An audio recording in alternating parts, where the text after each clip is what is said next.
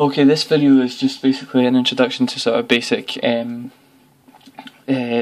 algebra and calculus that sort of focuses around people studying like advanced higher maths or A level or first year uni or whatever. And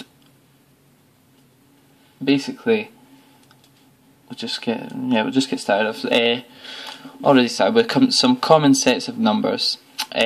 So first of all, what we have is the natural numbers. Now that's just all the positive integers. So 1, 2, 3, 4, and so on and so forth. And that's pretty easy. And then there's and that's denoted by like an N with a weird sort of bar down the left.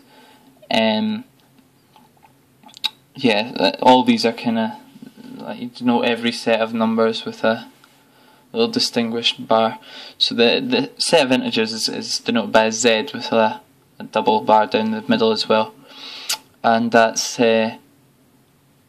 all the negative numbers, all the negative whole numbers, including 0 and the positive numbers, which is the natural numbers. So we can then say that N is a subset of Z.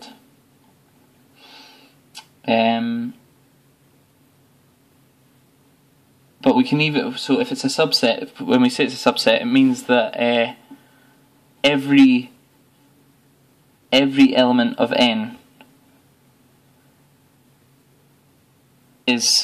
appears in Z. Okay, so 1, 2, 3, 4, they will all be, and so on, will all be in Z.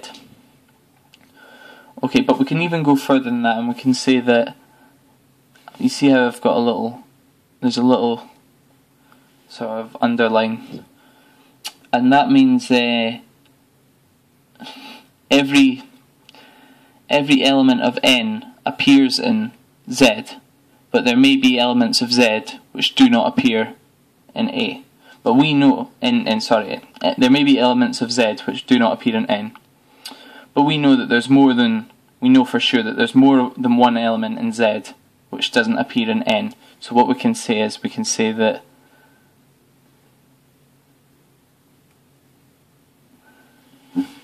without the little underline. So that's a stronger statement which says that Z has at least one element which does not appear in N. It's easy to see, like -3 is not an N, -2, so on. Yeah. Okay, and then we've also got the rationals, which is the numbers that can be expressed A over B. So we've got 3 over 2, 18 over 25, a half, anything that is expressed A over B. And that's including all the integers and all the natural numbers as well. So we've got 2 over 2 or -2 over 2.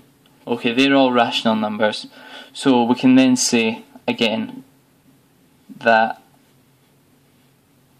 N is a subset of Z.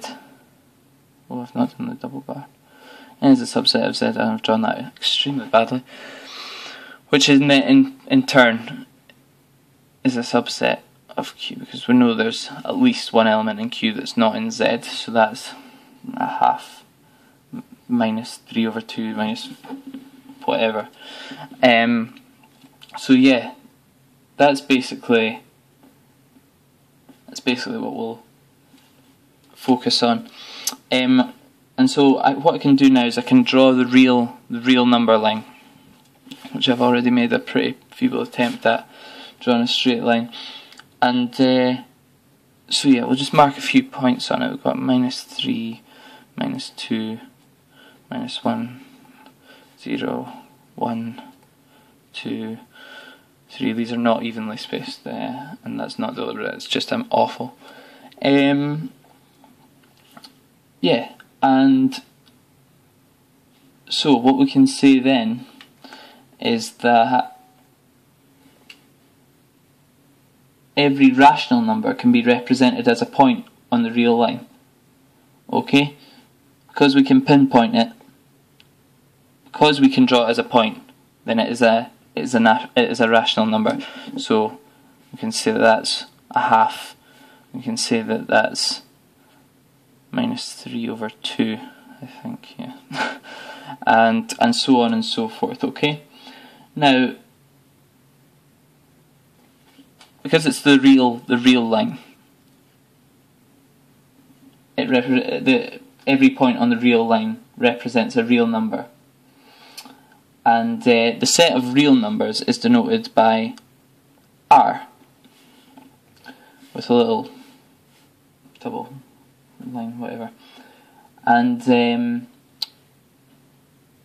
like I say, and in turn there are, every rational is included in the real number. Every number that is rational is in the set of real numbers as well. And from that, it begs the question: are there numbers which are not rational, i.e. they don't lie on the line, on the real line? And yeah, there are, and these are called irrational numbers.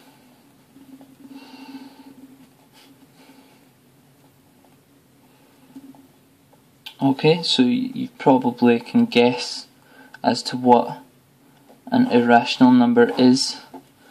We've got pi, which equals 3.14149, was it 159? I can't remember.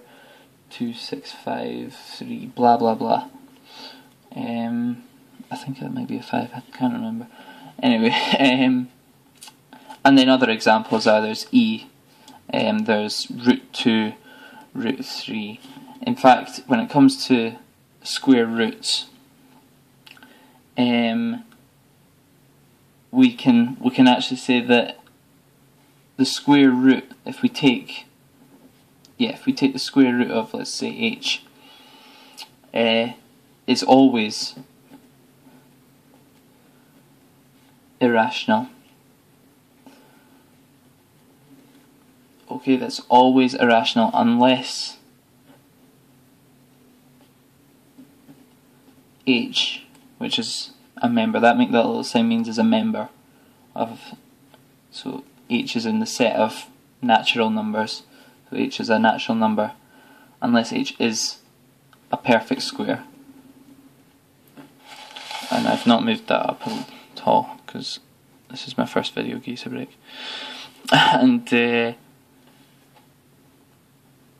yeah, so it's just a wee introduction to the sort of sets of numbers. So going by that, I mean, like, the square root of 4 is obviously 2, because 4 is a perfect square. 4 is 2 squared, and that's.